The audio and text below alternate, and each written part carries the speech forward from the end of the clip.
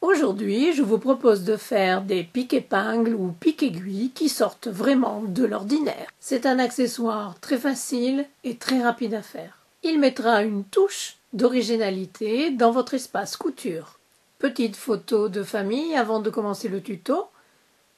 Le pique-épingle à gauche en forme de cocotte, je l'ai fait il y a quelques années. C'est celui que j'emmène quand je vais au club de couture. Le hérisson à droite est fait avec un patron que j'ai acheté. La couturière, c'est Debbie Shore, quelqu'un que j'adore et qui est vraiment super.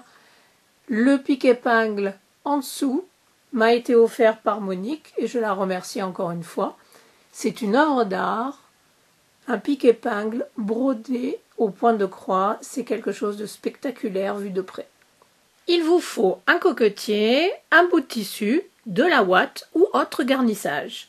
Mesures et conseils sont sur la fiche à télécharger sur ma boutique en ligne, dont l'adresse se trouve dans la boîte de description en dessous de cette vidéo.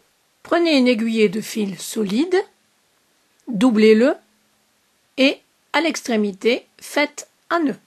Le point se fait à la main, il s'appelle le point devant. Il est très simple, c'est celui qu'on utilise pour faufiler. À 5 mm du bord, faites la piqûre tout autour pour froncer.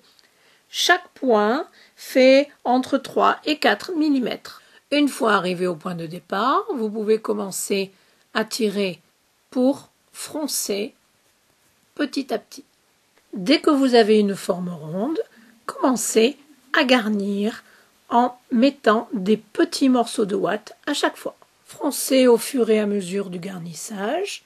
Une fois que vous êtes satisfaite de la densité, tirez les fils délicatement mais fermement, pas trop fort pour ne pas casser le fil, et ensuite vous ferez des gros points pour tenir le fronçage.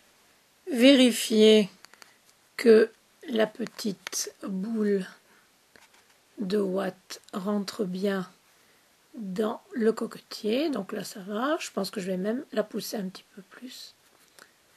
Ensuite, passez de la colle à l'intérieur du cocotier. J'ai utilisé de la colle universelle, toute simple. J'en ai mis tout autour, vous voyez, ça dégouline à l'intérieur. Vous pouvez utiliser de la colle plus forte si vous avez envie.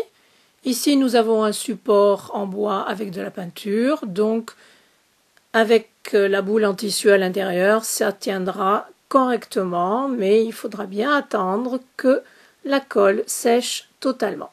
J'ai mis un élastique pour tenir la pression sur le haut du pique-épingle. J'ai trouvé et utilisé des mini soupières à tête de lion. La méthode pour faire le coussin est la même que tout à l'heure.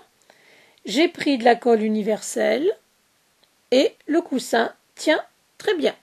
J'espère que cette courte vidéo vous a plu et je vous dis à bientôt. Au revoir.